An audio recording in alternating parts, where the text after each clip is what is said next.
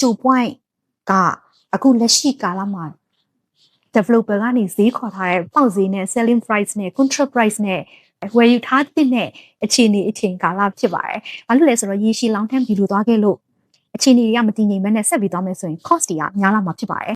။အားလုံးပဲမင်္ဂလာပါ။လက်ရှိကြုံတွေ့နေရတဲ့အခြေအနေတွေပေါ့နော်။ကမ္ဘာမှာဖြစ်ပေါ်နေတဲ့အခြေအနေတွေနောက်တစ်ခါကျတော့ energy supplies နဲ့ပတ်သက်ပြီးတော့လာပြီးတော့ affect ဖြစ်နေတဲ့အခြေအနေအရာကျမအနေနဲ့ real estate နဲ့ပတ်သက်ပြီးတော့လည်းကျမရဲ့သုံးသပ်ချက်ကလေးတွေကိုပြန်ပြီးတော့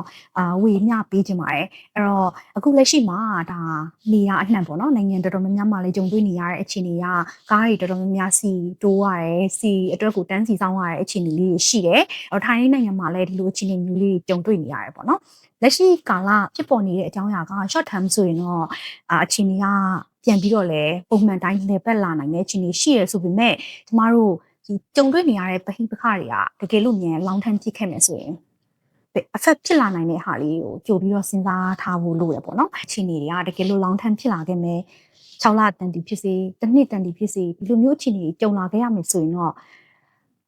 တော်တော်များပေါ့နော် transportation cost တွေမှာစပြီးတော့ affect ဖြစ်နေတာတွေ့နိုင်ပါတယ်နောက်တစ်ခုကတော့ real estate နဲ့ပတ်သက်တဲ့ဆိုရင်တော့ construction cost တွေများလာနိုင်ပါတယ်။ဘာလို့လဲဆိုတော့ကျမတို့ developer တွေကနေပြီးတော့ကျမတို့ buyer တွေကအခန်းဝယ်တဲ့အခါမှာကျမတို့ end user ဖြစ်ပါတယ်။အဲ့တော့ဒီ developer တွေကသူတို့ရဲ့ selling price ကို cost တစ်ခုလောက်ရတဲ့အခါမှာဈေးနှုန်းစီစဉ်ရတဲ့အခါမှာအဆင့်ဆင့်ဒါ extreme ကနေလာတဲ့ cost တွေကိုတွက်ပြီးတော့မှနောက်ဆုံးကျမတို့ buyer တွေရှိကိုသူတို့အနေနဲ့တန်ဖိုးတစ်ခု selling price တစ်ခုပေးရတာမျိုးဖြစ်ပါတယ်။အဲ့တော့လက်ရှိအခြေအနေမှာအခုလိုမျိုး transportation cost တွေမြင့်လာတယ်ဆိုရင်ဒါ developer တွေအနေနဲ့ကလည်း project တစ်ခုကိုတည်ဆောက်တဲ့အခါမှာ construction company တွေကိုချိတ်ဆက်ရတယ် construction တွေကလည်း distributor တွေနောက်တစ်ခုကကျတော့ suppliers တွေအဆင့်ဆင့်ဒါ supply chain ဆိုတာရှိပါတယ်တချို့ပစ္စည်းတွေပေါ့နော် materials တွေက import လုပ်ရတာမျိုးတွေရှိနိုင်တယ်ဒါမှမဟုတ်လဲ warehouse အတွက်စီစဉ်ရတာရှိနိုင်တယ်ပစ္စည်းတွေတစ်ခုတစ်ဆင့်ပြီးတစ်ဆင့်တင်တဲ့အခါမှာ logistic ပြီးသွားရင် transportation ဖိုးအခါတွေရှိရပေါ့နော်အဲ့တော့အခုလိုမျိုးနိုင်ငံတကာမှာဖြစ်ပေါ်နေတဲ့အခက်အခဲအကျက်အသေးဒီ cost တွေမှာ affect ဖြစ်လာနိုင်ပါတယ်အဲ့တော့ဒီလိုမျိုး cost တွေမြင့်လာပြီဆိုတာ ਨੇ ဒါက developer တွေကလည်းကျမတို့ရဲ့ buyer တွေကိုပေးရတဲ့အခါမှာသူတို့ cost ကလည်း profit ကိုတင်ပြီးတော့သွားရတာဖြစ်တဲ့အတွက်ဒီ cost တွေအကုန်လာပြီးတော့တက်နိုင်တဲ့အခြေအနေမျိုးရှိရပေါ့နော် local ပဲဖြစ်ဖြစ် foreigner ပဲဖြစ်ဖြစ်အထူးသဖြင့်တော့ local ပေါ့နော်local တော်တော်များများတော့ကားသုံးတယ်ဒီမှာက transportation ကMRT တွေ BTS တွေရှိရဆိုရင်တော့မှပဲကားနဲ့သွားရတာကပို့ပြီးတော့အဆင်ပြေတာဖြစ်တဲ့အတွက်ကြောင့်မလို့ local တွေဆိုလဲဒါမိသားစုလိုက်ရှိရဆိုရင်သူတို့အနေနဲ့ single house တွေ town house တွေနဲ့နေကြတယ်ကွန်ဒိုတွေမှာလည်းနေကြတယ်ပေါ့နော်ဒါပေမဲ့အဲ့လိုနေကြတာမှတော်တော်များများကားကိုပဲသုံးကြပါတယ်အခုလိုမျိုးကားအခြေအနေတွေစီတန်းစီရတာတို့နည်းနည်းအချိန်တင့်တာမှုတွေအခက်အခဲတွေဖြစ်တဲ့အခါမှာနေထိုင်တဲ့သူတွေစဉ်းစားလာနိုင်တဲ့အချက်ကတော့နောက်ပိုင်းမှာကွန်ဒိုတွေကိုပေါ့နော်ပြောင်းရွှေ့နေထိုင်ဖို့ဖြစ်လာနိုင်တယ်အထူးသဖြင့်ကွန်ဒိုတွေဆိုတဲ့အခါမှာpublic transportation နဲ့နီးတဲ့ MRT တို့ BTS တို့တွေနဲ့နီးတဲ့ကွန်ဒိုတွေကိုပို့ပြီးတော့ target ထားလာနိုင်ပါတယ်အဲ့တော့လက်ရှိစီးပွားရေးအခြေအနေရပါရဆိုရင်တော့တော်တော်များများကပြောကွန်ဒိုပြောင်းပြီးတော့နေတဲ့အခါမှာအငှားကိုစပြီးတော့လည်းစဉ်းစားနိုင်တယ်ပေါ့နော် BTS MRT နဲ့နီးတဲ့ကွန်ဒိုတွေကပို့ပြီးတော့ popular ဖြစ်လာနိုင်ရရှိပါတယ်အဲ့တော့ဒီလိုအခြေအနေက long term နှစ်နဲ့ချီပြီးသွားမယ်ဆိုရင်တော့တဖြည်းဖြည်းနဲ့ငှားပြီးနေရတာထက်စာရင်ဝယ်ပြီးတော့နေလိုက်တာလည်းမစိုးဘူးဆိုတဲ့အတွေးမျိုးတွေလည်းဖြစ်လာနိုင်တယ်ပေါ့နော်အဲ့တော့ဒီလိုကြုံကြိုက်နေရတဲ့အခြေအနေပေါ်မှာမူတည်ပြီးတော့ကျမအမြင်ကတော့ကွန်ဒိုတွေပေါ့ကွန်ဒိုတွေကတော့ရှစ်ဆက်ပြီးတော့ရေရှည်မှာဆက်ပြီး popular ဖြစ်နေအောင်မှာဖြစ်ပါတယ်အယောင်းအဝယ်ဆိုတာနဲ့စာရင်အငှားဈေးကွက်ကတော့ဆက်ပြီးတော့ active ဖြစ်နေမဲ့သဘောရှိရလို့ကျမအနေနဲ့မြင်ပါတယ်အဝယ်လိုက်လာနိုင်မလားဆိုတာကတော့ရေရှည် long term အခြေအနေပေါ်မှာကြည့်ပြီးတော့ဒီကွန်ဒိုဈေးကွက်ရဲ့လိုအပ်ချက်ကကွန်ဒိုမှာနေထိုင်တဲ့လိုအပ်ချက်ကမြင့်လာလေနောက်ပိုင်းမှာအယောင်းဝယ်အဝယ်ဝိုင်းအောင်လည်းပို့ပြီးတော့စဉ်းစားလာနိုင်တဲ့အခြေအနေမျိုးလေးရှိလာနိုင်တယ်ပေါ့နော်ကွန်ဒိုမှာနေထိုင်တဲ့အခါမှာအားသာချက်အနေနဲ့ဆိုရင်ဒါအိမ်ကုန်သက်တာပဲပေါ့နော် MRT BTS လွယ်တဲ့နေရာတွေမှာဆိုရင်ကိုကအလုပ်ကနေပြန်လာတဲ့အခါမှာအနားယူဖို့အချိန်ပိုရတယ်ပြီးတော့ရင်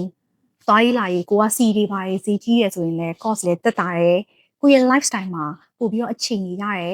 ်အလုပ်ဆိုလဲဒါ part time တွေပါထပ်လုပ်မယ်ဆိုရင်လည်းအလုပ်2ခု3ခုလောက်ကိုလုပ်ရတဲ့အခြေအနေမျိုးအသာချက်လေးရှိရပေါ့အဲ့တော့ ready to move in project ရွေးတဲ့အခါမှာဒါဆိုရင်ဘယ်လိုနေရာမျိုးတွေမှာဝယ်တင်လဲအဲ့တော့တော်တော်များများအငှားအတွက်ပဲဖြစ်ဖြစ် BTS MRT နဲ့အနည်းဆုံးနေမယ်ဆိုရင်တော့ပထမဆုံးစပြီးတော့ active ဖြစ်တဲ့ ရွေးချယ်ကြတဲ့ line တွေရှိပါတယ်အဲ့ဒါကတော့ green line ပေါ့နော်စုကွန်ဗစ် line ရှိမယ်နောက်တစ်ခုကတော့အပြာရောင် line MRD line ရှိမယ်ပေါ့နော် invest ready to move in invest လုပ်ချင်တဲ့သူတွေအတွက်ရွေးချယ်လို့ရတာက green line စုကွန်ဗစ် green line မှာ old green line နဲ့ new green line ဆိုပြီးတော့ရှိမယ် old green line ကတော့ on note ကနေပြီးတော့မိုချစ်ကျတူးချက်အထိဟာဒါကကျမတို့အနေနဲ့ old green line အနေနဲ့သတ်မှတ်တယ် on note ကနေပြီးတော့ banner green line ကဒါ new green line ဖြစ်တယ် generation အသစ်ဖြစ်တယ်အဲ့အတွက်ကြောင့်မလို့ဒီဘက် on note ကနေပြီးတော့ banner မှာဆိုရင်တော့ကိုနိုရဲ့ဈေးနှုန်းတွေက2 million ကျော်လောက်ကနေပြီးတော့စပြီးဝယ်ယူလို့ရနိုင်တဲ့အခြေအနေမျိုးဈေးနှုန်းလေးရှိရပေါ့နော်ဒီ line တစ်ခုလုံးကတော့ investment လုပ်ဖို့အတွက် active ဖြစ်တဲ့နေရာကောင်းတွေနဲ့သတ်မှတ်ပါတယ်နောက်တစ်ခုကတော့ MRD အပြာရောင် line မှာ MRD အပြာရောင် line ဆိုရင်တော့ Rama 9 bad တို့ဝေးခွန် bad တို့အဆင်ပြေတယ်ဒါဆို MRD line ကလည်းလူသုံးများတယ်ပေါ့နော်ကျူ point ကအခုလက်ရှိကာလမှာ developer ကနေဈေးခေါ်ထားတဲ့ပေါက်ဈေးနဲ့ selling price နဲ့ contract price နဲ့ဝယ်ယူထားတဲ့အခြေအနေအချိန်ကာလဖြစ်ပါတယ်။ဘာလို့လဲဆိုတော့ရေရှည် long term ဒီလိုသွားခဲ့လို့အခြေအနေတွေကမတည်ငြိမ်မနဲ့ဆက်ပြီးသွားမယ်ဆိုရင် cost တွေကများလာမှာဖြစ်ပါတယ်။ရှိမှာနာမည်ကြီးနေတဲ့ project တွေရှိတယ်။ဒီမှာ Rama 9ပေါ့နော်။ Rama 9မှာ 2 point project နှစ်ခုရှိပါတယ်။အဲ့ဒါကတော့ live Rama 9 လွှတ်ချတာပေါ့နော်။နောက်တစ်ခုကတော့ဒီမှာတော့ new epic ဆိုပြီးတော့ project နှစ်ခုရှိတယ်။ဘန်ကောက်ရဲ့မြို့လေကောင် inner Bangkok ပေါ့နော်။အဲ့မှာရှိနေတဲ့ project မျိုးကိုစိတ်ဝင်စားတယ် 2 point ကိုစိတ်ဝင်စားတယ်ဆိုရင်တော့လက်ရှိမှာ prone ဖုံမှာ location prone ဖုံပေါ့နော်။ထုံးလုံတို့ prone ဖုံတို့နေရာမှာ developer ကဈေးဖွင့်ပေးနေတဲ့ luxury project တွေရှိမယ်။ steel တို့နောက်တစ်ခါကျတော့ Noble ကနေအခုလက်ရှိမှာဖွင့်ထားတဲ့ Noble Imax တို့ကျမအနေနဲ့ recommend လုပ်ပါတယ်။ဈေးနှုန်းက1 square meter တန်ဖိုးကလည်းမစိုးဘူးဆိုရင်ဒီချိန်ကတော့ luxury project တွေကို invest လုပ်ချင်တာဒါမှမဟုတ်လည်းကိုယ်တိုင်နေဖို့ပေါ့နော်။ဒီမှာတို့ဘန်ကောက်ရဲ့မြို့လေအချက်ချာကြားတဲ့နေရာကောင်းတွေမှာအခန်းကျကျနဲ့